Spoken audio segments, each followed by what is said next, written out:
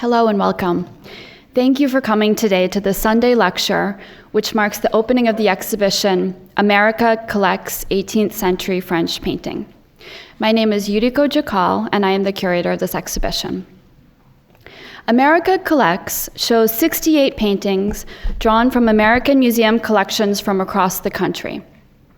Institutions from 24 states and Washington, D.C. are represented. The exhibition tells two intertwined narratives. First, it is quite simply a presentation of some of the most high-quality, beautiful, and interesting 18th century French paintings from museums across America. Conservation was undertaken on some of these works to ensure that they would appear in their best light.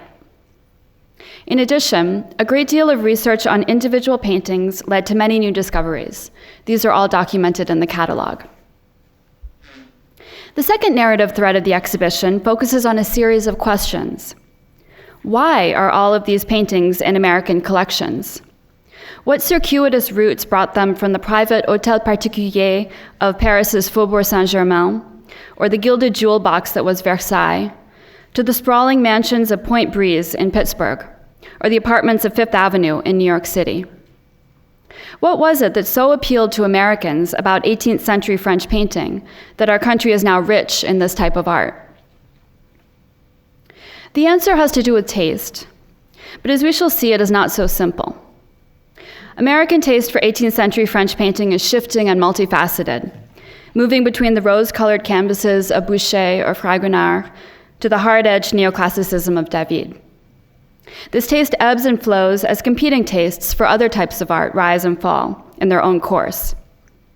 Nonetheless, there is something constant and compelling about 18th century France, a land that has been variously seen through American eyes as one of opulent fashions, court gatherings, libertine pleasures, but also of Enlightenment philosophy and democratic ideals. The exhibition is organized around various categories of taste, with each room corresponding to a different grouping.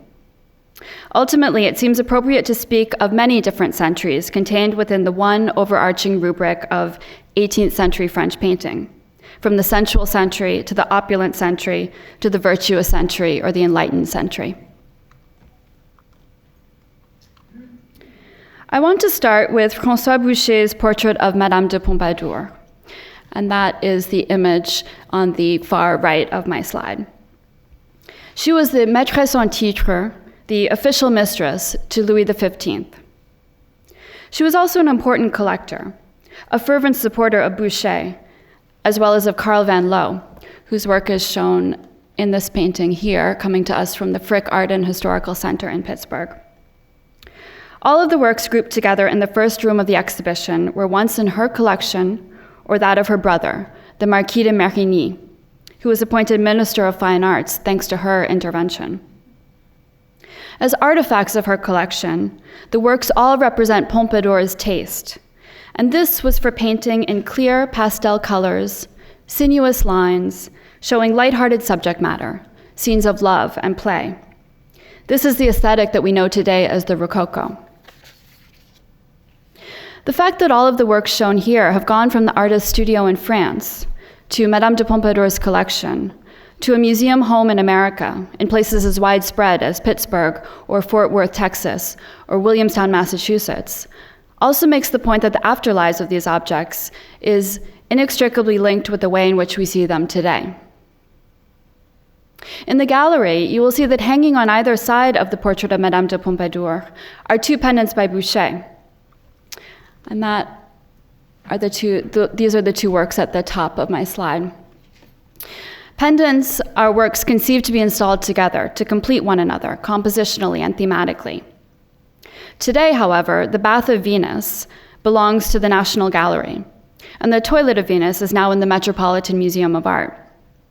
These pendants have been separated since the late 18th century. We are thrilled to bring them together in this exhibition for the first time since. Madame de Pompadour originally commissioned them for her Château de Bellevue, and they hung in her Appartement des Bains, her boudoir.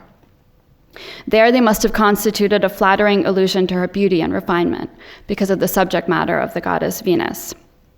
Subsequently, they were inherited by her brother, and then separated at the time of his sale.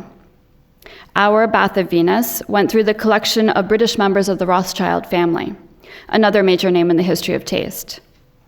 It was famously purchased by Chester Dale in 1932 and gifted to the gallery in 1943. Meanwhile, the Toilet of Venus remained in French hands until the late 19th century, when it was purchased by the New York socialite Alva Vanderbilt at the important Berraudière sale in Paris in 1885. And I'm showing you two images of Alva Vanderbilt flanking her Boucher painting. Intelligent and energetic, the Alabama-born Alva had married her railroad magnate husband, William Kissam Vanderbilt, in 1875. Her newly wealthy new family was not admitted into New York society of the likes of the Astors. And determined to win social acceptance into this closed New York elite, Alva planned and oversaw the construction of a stately mansion at 660 Fifth Avenue. She was also a discerning art collector, and with this particular combination of arrivisme and passion, she was able to constitute a very important collection of art. And of course, what art more conspicuously marked taste than that with a royal pedigree? Alva Vanderbilt purchased Boucher's Toilet of Venus, and like Madame de Pompadour before her, she hung it in her own boudoir. With the next room, we move from the study of a single individual to a thematic idea. And this is the organizational principle that persists henceforth in the exhibition. All of the paintings shown in this room, entitled The Sensual Century, highlight themes of love, courtship, romance, and seduction. From Fragonard's playful pastoral love scene, Blind Man's Buff, in which a young man tickles a girl's neck and her fancy, and that's this painting here, to his powerful late allegory of lovers who rush forward to drink at the fountain of love, that's the work on the far left. From Natoire's mythological festivity, and that's this scene here, which was commissioned in the 18th century to mark a wedding, to Trenques's detailed, closely observed scene of contemporary flirtation. And that, of course, is this painting. A particular focal point is The Abduction of Europa by Noël Nicolas Coipel. This painting arrived in America in 1815, brought by Joseph Bonaparte, elder brother to Napoleon, who came to this country fleeing anti-Bonapartist sentiment in Europe. Joseph lived temporarily in Philadelphia and then purchased an estate in Bordentown, New Jersey, where he installed his vast collection of notable European masterworks. And so the image here shows the view from his mansion in Bordentown, New Jersey. And the Count of Servilliers is the nom de plume by which Joseph went when he lived in this country, or nom de guerre. Clearly wishing to introduce American audiences to French masterpieces, Joseph opened his house to the public. He also lent his paintings generously, particularly to the nascent art academies in Philadelphia and New York. This was particularly valuable for the many American artists he cultivated and patronized, including Rembrandt Peale. Contact with Joseph meant, of course, that one was inevitably introduced to 18th century French painting, to masterworks by artists such as Jacques Louis David or Charles-Joseph Natoire, and then, of course, there was the Coipel. This work hung in Joseph's dining room. Visitors at the time recounted being mildly shocked at the level of nudity on show, so different from American painting of the time. But they were also intrigued by the manner in which the Coipel had been executed, with its extreme sense of luminosity and unmistakable humor and lightness of touch. And in particular, you have the very sort of lively expression on the face of the bull who carries off this princess, which gives a real sense of a lightness to this mythological scene, which, as you probably know, has otherwise been portrayed in more tragic, in more tragic tones in paintings. An association, as a result, was born between the notions of 18th century French painting and paintings of love. Bonaparte loved his life in America. At one point he wrote, I quote, "Americans are, without contradiction, the most happy people I have known." When he returned definitively to Europe in 1839, he left the Coipel as a parting gift to one of his close American friends, the General Thomas Cadwallader, a member of a prominent Philadelphia family. And with this gift, Joseph left an affectionate parting letter containing the following addendum. P.S. The Rape of Europa is one of the best paintings by Coipel of the French school of the last century. It's a somewhat ambiguous statement. It's possible that Joseph was aware that American connoisseurship was not yet at a European level, and he wanted to make sure that his friend understood the true value of the gift. Or perhaps he was acknowledging that this major cultural icon, set adrift in the New World, would inevitably take on new meanings and new interpretations. Or perhaps he was simply addressing the fact that American collections could not then rival their European counterparts. If so, Americans have subsequently done much to even the gap. The illusion of French painting and love was further cemented approximately 100 years later in 1915, when Henry Clay Frick purchased Fragonard's large-scale Progress of Love panels and installed them in his mansion on New York's Fifth Avenue, now the Frick Collection. And so this painting that I'm showing you here is one of those panels, and you can see it installed in the room as it still remains today. Here's the painting, and then the other ones. You can see two of the other ones here and here. In the process of this purchase and installation, Henry Clay Frick sparked a trend for Fragonard and for 18th century French decorations. And incidentally, he was following in the footsteps of Alva Vanderbilt to a certain extent in fanning a generalized American fascination with Ancien Regime works bearing a royal pedigree, because of course Fragonard had made these panels, especially for Louis XV's royal mistress, Madame du Barry.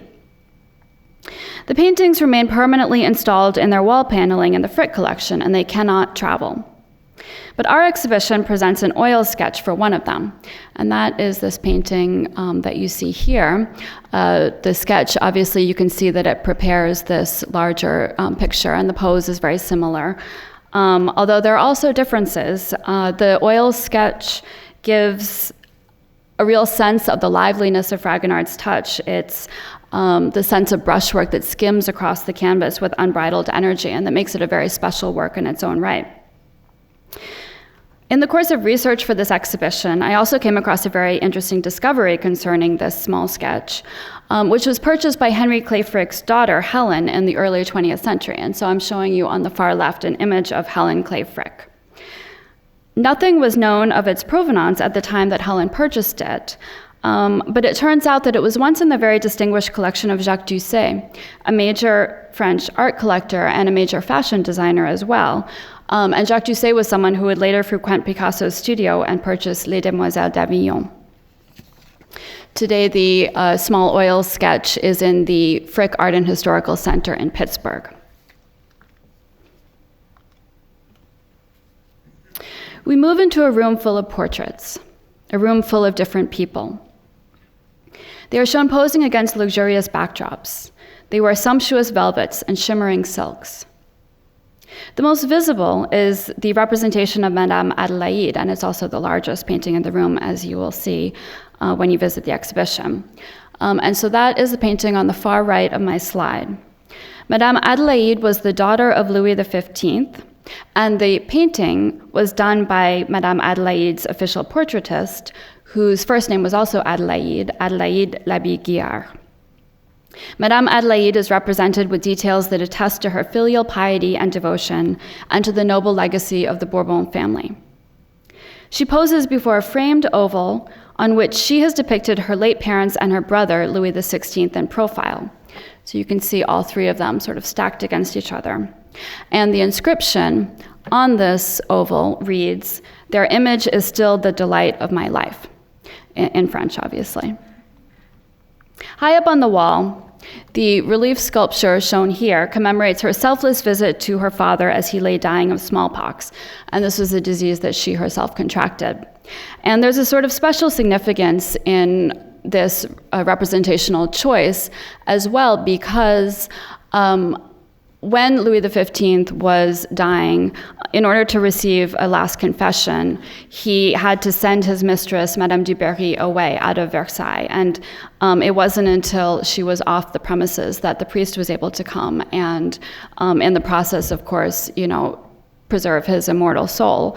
And so the fact that Madame Adelaide is making the point that she was the one woman who was sort of accompanying her father in his last moments is significant, and again speaks to this idea of sort of filial devotion that she is clearly trying to project. The architectural plan resting on the footstool is one for a convent that she had sponsored. So again, a sort of message about her interests and her personality. The first version of this painting, made for the princess, now hangs in Versailles. This one, in the Speed Museum in Louisville, was the artist's own. So it remained with Adélaïde Labiguillard until the end of her life. It was given to her heirs, who eventually offered it to the Musée du Louvre in Paris. And the Louvre rejected the gift, and that was what enabled the painting to come to America. Labiguillard is one of 2 women artists represented in this room, and one of 6 in the exhibition overall. And this is a fact that's worth underscoring because of the constraints placed on women painters at this period. Marie-Victoire Lemoine painted the portrait of the unidentified page boy, seen on the far left of my slide here. As a woman artist, Lemoine seems to have made herself the champion of another relatively underrepresented model, and she portrays him in a quiet and dignified pose with an extremely sort of strikingly direct frontal gaze. This painting was in the collection of Lucien Guitry, a prominent French stage actor in the late 19th century. It's now in the Cummer Museum in Florida. Why own the portrait of a stranger? One of the portraits in this room offers some sort of answer to this question. It is the representation of a famous architect by his nephew, who was none other than the young Jacques Louis David. And of course, that's the image that you have on the right. This portrait was once owned by a fabled collector, the Franco-American banker David-Weill. And David-Weill was involved in the organization of an exhibition held in Paris in 1927, and that resulted in the installation that I show you here in the center in black and white. This is an exhibition of portraits that so moved David-Weill that he mused about the innate power of a room of portraits, and I quote, "In this ensemble, grace, distinction, and mastery of execution were mixed. It was the spirit of these 2 centuries, draped in the exquisite shimmer of velvet and silk, the expressions of mischievous irony, or deep thought, or delight, the lips mocking, tender, or severe. It was the assembly in a salon of charming women and men who had not seen each other for nearly 200 years. The people represented in our room are all members of the nobility and the high-level bourgeoisie. We have that high-ranking architect. We have the sister of a king. All are fascinating, of course, but none of them possessed any particular political power. These works rather show them as they wanted to appear, surrounded by all the accoutrements of a lifestyle that they embrace and project. This was a lifestyle that American collectors would recreate as well. Some did so with the reconstruction of French decors. In the late 19th century, Alva Vanderbilt oversaw the creation of a Louis XV salon, a show-stopping white and gold room designed and built in Paris by Joseph Bonaparte fils, then shipped to New York and painstakingly reassembled on site by French craftsmen sent over for the express purpose. In 1912, Senator Williams Andrew Clark completed work on his own New York mansion, which featured a pastiche of the Salon de la Princesse from the Hôtel de Soubise, Paris. And these are only 2 examples of the many period rooms that became popular in America in the late 19th and early 20th century. Other individuals emulated the types of worlds that they saw in portraits with costumes and masquerade balls. 18th century dress parties became popular among New York's elite from the mid-19th century onwards. So on the left of my slide are photographs of individuals celebrating at the Vanderbilt Costume Ball, which was organized by Alva to inaugurate her Louis XV salon. We see on the far right a photograph showing Alva's brother-in-law dressed as Louis XV. And to the left of Cornelius Vanderbilt, we see the socialite Miss Kate Fearing-Strong, who I can only imagine plays homage to the extravagant hairstyles popularized by Marie Antoinette, because Ms. Strong chose to appear at this ball as a cat, and she actually wears a headdress that prominently features the head of her own embalmed cat, who had died previously of natural causes, I assure you. One of the most impressive of the American costume balls was the Versailles-themed party organized in 1905 by James Hazen Hyde, majority shareholder of the Equitable Life Insurance Society of the United States. And for this occasion, Sherry's restaurant in Midtown was done over to resemble the gardens of Versailles, with flowers covering the walls from floor to ceiling. So these are all of the pictures, this group of pictures that are shown here. Hyde hired the Byron Company, a photography company, to photograph his guests in a small studio set up for the purpose. And some of the resulting portrait stills of individuals in fancy dress are interesting because they recall very closely costume portraits of the 18th century in the poses that individuals struck. So you have Elsie de Wolfe in this white satin dress that very much recalls the Boucher portrait of Madame de Pompadour. And you also have groups of guests who cluster and pose, sort of making their own tableau vivant. And this picture specifically, I think, is very revelatory because you have this one woman who is striking a pose with her fan unfurled, and then you have this other guest who's sitting cross-legged on the floor. So it's a nice juxtaposition of sort of two different centuries meeting each other in this photograph. The impulse to will oneself into a portrait was also taken literally. In 1932, Anna Thompson Dodge, then one of the richest women in the world, had herself portrayed by society portraitist Gerald Festus Kelly as Madame de Pompadour. The final work dominated the library of Mrs. Dodge's Rose Terrace estate in Grosse Pointe, Michigan. And it was also reproduced as the frontispiece for the privately printed collection catalog that her dealer and art advisor, Joseph Devine, organized in 1939 for this, his best client. So it's a way of associating her portrait in 18th century attire with her collection of 18th century, actual 18th century works of art, furniture, porcelain, and paintings. Another prominent socialite, Marjorie Merriweather Post, collected costumes and had herself photographed on several occasions in the guise of Marie Antoinette. And so that is the example I show you here on the left. The notion of the leisured, courtly lifestyle of 18th century individuals has long been idealized. Representations of picnicking, the hunt, and romantic games have been prized by Americans as a result. There are also other kinds of play. The Joseph Ducreux painting we're looking at is a self-portrait. Ducreux was a foremost portraitist of his era who was immensely successful at the court of Louis XVI. In 1969, he was sent to the Viennese court to paint the youngest daughter of the Empress Maria Theresa, and this was, of course, the young lady who shortly thereafter became Marie Antoinette. And Ducreux sort of fulfilled this commission so well that he became the first painter to this young queen of France. So he's someone who is well versed in the conventions of the portrait.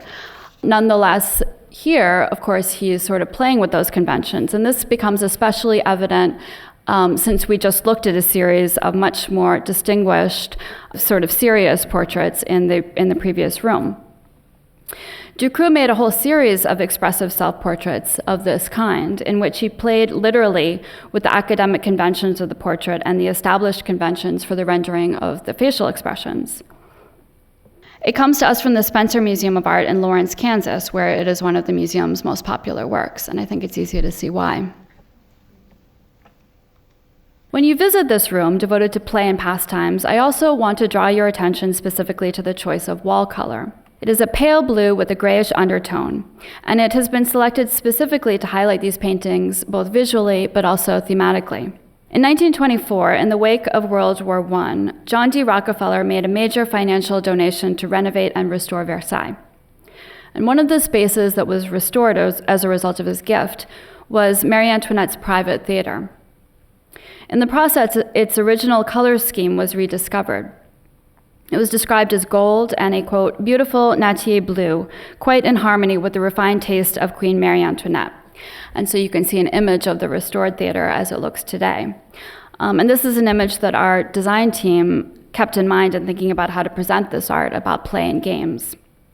And so fittingly, this section of the exhibition, what we've just seen on the Playful century, flows into the next, which is called the Fanciful century, and which is devoted to theatrical play and masquerade. Here you'll find representations of actors and performers, such as the elegant portrait of the singer Rose Renaud by Antoine Vestier. So that's the painting on the far left, and we also have the portrait of Auguste Vestry by the woman artist Adèle Romani. Relatively little is known of the artist, another woman artist in our group, but the sitter was a virtuoso principal dancer in the Paris Opera, so good that he was called the god of the dance in his day. Fittingly, this painting was once in the collection of Alexandre Dumas fils, author of the romantic novel that was eventually turned into the opera La Traviata, and of course the son of the author of The Three Musketeers. It is now in the Rhode Island School of Design Museum. The fanciful century also includes portraits in disguise or masquerade. In the 18th century, the artist François Drouet made a specialty of painting aristocratic children in fancy dress or disguise, playing in outdoor settings. From the Frick collection in New York, we have the Comte and Chevalier de Choiseul et Savoyard. These are the children of cousins of the very powerful Minister of Foreign Affairs under Louis XV. And they're shown here dressed in traditional clothing from the Savoie region in Alpine France. Itinerant musicians from this region were known as Savoyards, and they were accustomed to roam France, playing the hurdy-gurdy, displaying peep shows, and making small hedgehogs or marmots dance. And so the box that one of the youngsters points to is a peep show, and that's a reference to this sort of Savoyard tradition. And of course, this is not how the aristocratic children of Parisian nobility would typically be dressed, sitting outside in this outdoor setting. Two other important Drouet paintings come to us from the Birmingham Museum in Alabama. So the painting on the right, and then the painting here on the bottom left. Both were purchased by Eugenia Hitt, another Alabama-born heiress who lived in New York City and became devoted to 18th century French art and culture. She amassed a major collection of painting and decorative art of the period. Although she spent most of her life in New York, she bequeathed the entirety of her collection, the entire contents of her Park Avenue apartment, indeed, to her hometown institution, the Birmingham Museum of Art. This was a bequest of over 500 objects, paintings, furniture, decorative arts, and as such, it constituted one of the largest gifts ever received from an American museum by a single donor. It was also, of course, a major gift to students of 18th century French art, and it's one that we've tried to celebrate in this exhibition by working with the Birmingham Museum to conserve their two paintings and to also do new research on the works. This led to one of the most interesting discoveries of the exhibition. It was long thought that the large oval on the right represented the portrait of Madame du Barry, Louis XV's mistress, disguised as a young male page boy. However, careful reconstruction of the provenance of this work has shown it to be the long-lost portrait of a young Spanish nobleman named the Marquess of Jamaica. It was shown at the Salon of 1765 alongside an oval portrait of a young British boy. And so the costume starts to make sense because this ruff that this young model is wearing and the sort of satin and the bright colors and the fact that he's playing the guitar was in the French imagination very typical of sort of Spanish style. And it in fact had a special name, costume à l'espagnole. And it's sort of funny, the portrait of the young British boy, which we now know to be a pendant of this painting, shows this young sort of British nobleman dressed in what the French clearly thought of as English style, quintessential English style. And so he is dressed in a very sort of sober brown garment, looking very serious. So this is kind of interesting cultural commentary. Both paintings were shown at the Salon of 1765, and they came from the collection of the liberal, educated Salon hostess, Madame Geoffrin. So completely different than what we've thought up until now. Painting in 18th century France was not all fun and games, of course. There is a serious moral and didactic side that emerges in neoclassical history painting and neoclassical portraits. You'll also see in the exhibition space that in addition to the works that are shown here, we also have genre paintings by the likes of Chardin and Jean-Baptiste Greuze to round out this idea of morality and virtue. There's a clear aesthetic shift here, needless to say, between from the decorative to the utilitarian, from the sinuous to the stern. This room also marks an important shift in taste and mode of collecting.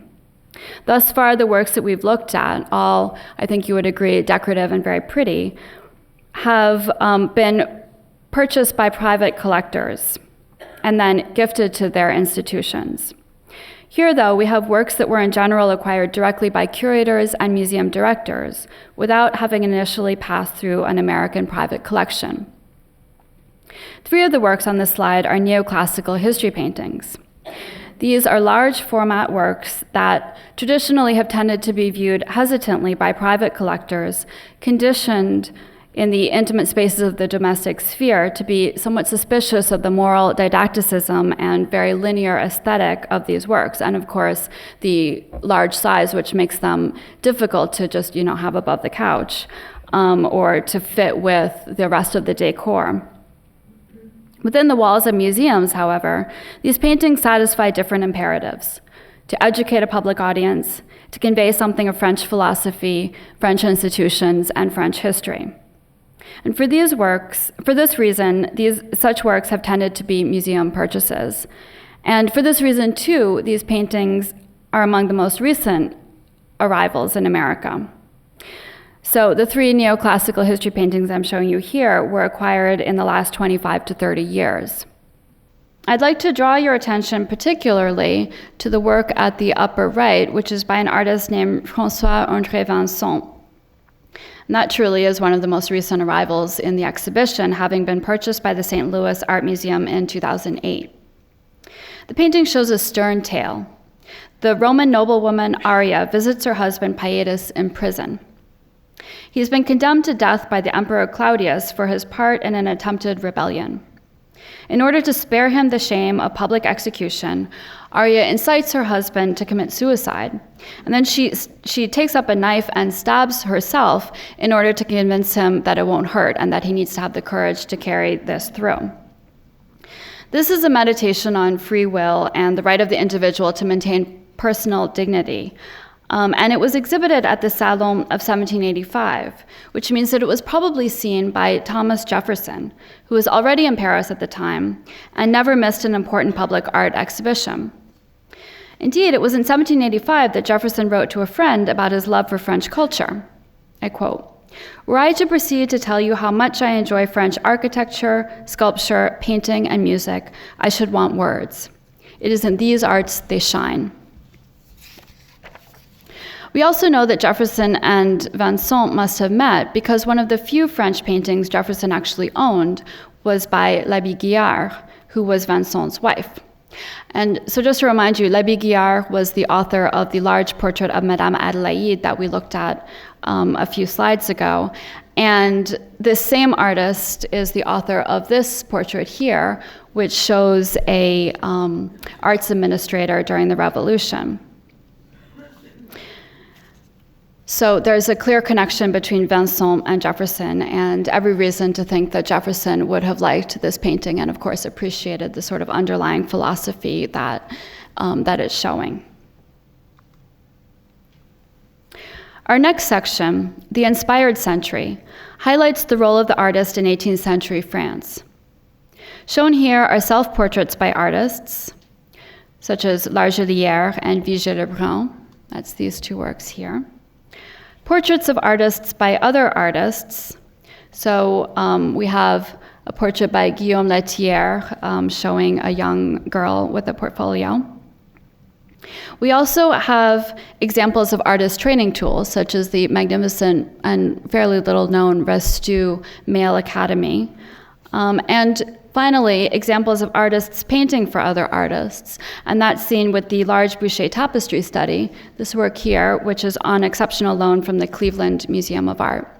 And it's a work that is really merits looking at closely, and I encourage you all to spend some time with it when you're in the exhibition. It's a very large work. It really dominates the room, and in comparison with the Boucher paintings that you will have seen at this point in the previous rooms, which are much more tightly and finely painted, this is one in which you really see the sort of power of his brush strokes and a real sense of virtuosity in his handling of the paint, which really does seem to confirm that it's Boucher almost showing off, if you will, for another artist, not painting for his patron, Madame de Pompadour, but really kind of showing what he can do artistically and aesthetically. In the 18th century, the French Royal Academy was the governing body of the art world, regulating education and professional opportunities for essentially all of the artists that we've seen represented in this exhibition and all of the artists that are shown in this room. While this was a very bureaucratic organization, it was also a true meritocracy in which talent was privileged and allowed to rise to the top. And as such, it was a model in the 19th century for the American Academy of the Fine Arts in New York and the Pennsylvania Academy of the Fine Arts in Philadelphia. I want to highlight a work by a painter who achieved incredible success while operating within the French Royal Academy. And that is this painting here. Girl with Portfolio was acquired in 1954 by the Worcester Art Museum. Nothing was known of its provenance, but as the curator, who was named Louisa Dresser, affirmed in an article published shortly thereafter, the painting's signature identified its maker as the successful neoclassical history painter Guillaume Lethière. This was an artist who was born in Guadeloupe as the natural son of a white colonial official and a freed black slave. He left for France in 1774, and when he arrived, he took the name Lethière, which literally means in French, the third, to denote the fact that he was his father's third natural child, so he couldn't take his father's actual name. And he stayed in France and entered the academy, where he was a biracial artist operating within a context that was still, for obvious reasons, very complicated. Nonetheless, his career was studded with official honors. He became the art advisor to Lucien Bonaparte, the director of the French Academy in Rome, and eventually a member of the Institut de France. He was also considered an exceptional teacher, and this certainly seems easy to imagine standing before his sensitive portrait, which seems to show one of his students. When the Worcester Art Museum made its purchase of this work, one of the aspects that was discussed was precisely the painting's emphasis on teaching and on the transmission of knowledge. The Worcester Art Museum was an institution that, like many in the United States, had been founded in the late 19th century by prominent local citizens with the edifying goal of benefiting all the people. The painting appealed to a vision of an intellectual and aesthetic France, the seat of teaching ideals to be emulated and transmitted. In the years before the French Revolution, Americans abroad actively sought cultural and intellectual cues from their French counterparts. In 1790, the founding father, Gouverneur Morris, charged with purchasing a circuit de table, or ornamental centerpiece to adorn President George Washington's dining room table, sent back this purchase to Washington with a letter detailing the proper care of this ornament, and he also described what his goals were for the ornament. He had outspent his budget, but he argued that the excess cost was justified in the name of taste. And he said, "I think it is of very great importance to fix the taste of our country properly, and I think your example will go very far in that respect." Thomas Jefferson, for his part, carefully appraised all aspects of French culture, from furniture to scientific instruments to architecture. He also made regular visits to Parisian bookstores, writing, "I devoted every afternoon I was disengaged, for a summer or two, in examining all the principal bookstores, turning over every book with my own hands, and putting by everything which related to America, and indeed what was rare and valuable in every science." From the quest for knowledge, the exhibition moves to the Enlightenment, the final room. The 18th century was, of course, a period of tremendous intellectual activity, marked by scientific experimentation, close study of nature, seen in the Chardin and Udry still lifes, landscape and the passage of time, natural phenomena such as the Volaire eruption of Mount Vesuvius. Ideas emerging from this period about humankind's place in the world and the rise of democratic principles fundamentally informed the revolutions in America and France. These ideas also created a context in which the two countries served as each other's closest allies. One of the most recognizable protagonists of the Enlightenment, as both a scientist and a humanist, was, of course, Benjamin Franklin, an American who loved France and who was beloved in France. His portrait shown here was owned in the 20th century by Walter Annenberg. This is not the most iconic image of Franklin, but it's certainly one of the most human. It was painted by a young woman named Rosalie Filleul, a friend of Vigée Lebrun and a favorite of Marie Antoinette, and her self-portrait, which remains in a private collection, is shown on the right. Ultimately, for this reason, Filleul would perish on the guillotine in 1794 because of her closeness with Marie Antoinette. At the time she made this painting, however, she served as the concierge of the Château de la Muette, which was one of the Queen's favorite royal residences. She organized lively parties for the Queen and her friends, and she served as an official portraitist of sorts to the royal family. She also became good friends with Franklin. She lent him books. She told him of the birth of her first son. She asked him to accompany her on shopping expeditions. Filleul's portrait of Benjamin Franklin reflects this familiarity. The sitter looks vulnerable and gentle. His hair is messy. The top buttons of his shirt are casually undone. The portrait was done in the Salon in Paris, and it stayed in France with Filleul's descendants until it was purchased by Annenberg. But it also contains an embedded reference to America, for Franklin points to a map on which we can just make out the letters PHIL for Philadelphia. I like the idea of concluding this exhibition about America's love for France with a painting that is in some way a product of both countries, showing a figure who has done so much to unite them. Thank you.